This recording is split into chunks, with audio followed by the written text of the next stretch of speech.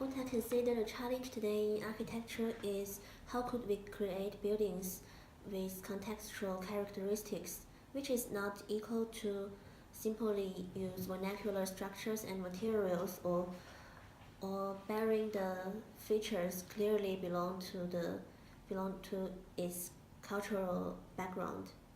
Mm, Rather, it's a consistency in its history and its own development. Um, there have been rapid development in economy and building technologies in the past centuries. Uh, as a result, there should be discussions and experiments in architecture correspondent to these developments. Um, for example, Frampton's critical regionalism uh, and Manifesto of Metabolism in late 20th century Tokyo.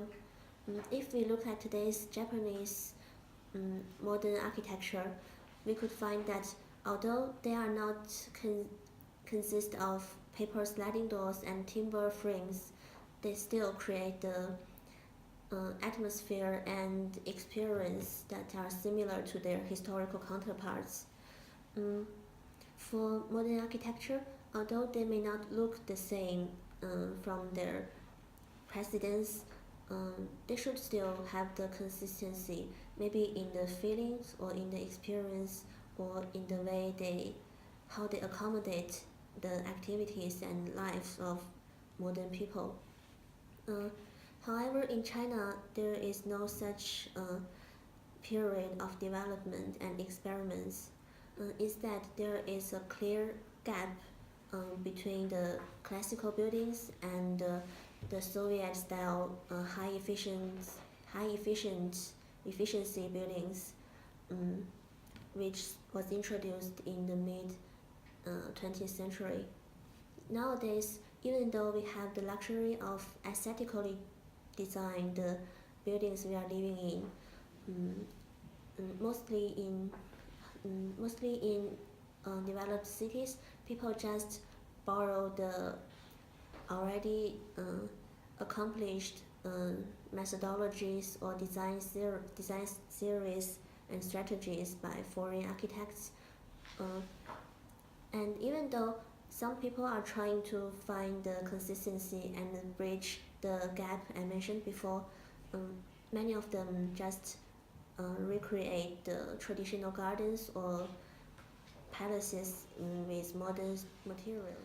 In my final year project, Vertical Suzhou Change and Growth, I tried to introduce the concept from traditional Suzhou gardens into a high-rise residential buildings, but instead of laying the plans of the gardens on top of each other, I tried to analyze the proportion and the two kind of space in a garden.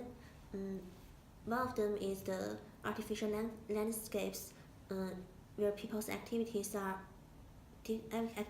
adapt to the form of the rockery and the water. While on the other hand, people create a more manageable living space in which they enjoy the view created by the artificial nature, and make these two parts into a unison. This is to to one attempted solution to the question I addressed before, and I believe that this problem is not only limited in China. Each culture may have the similar question in keeping its consistency.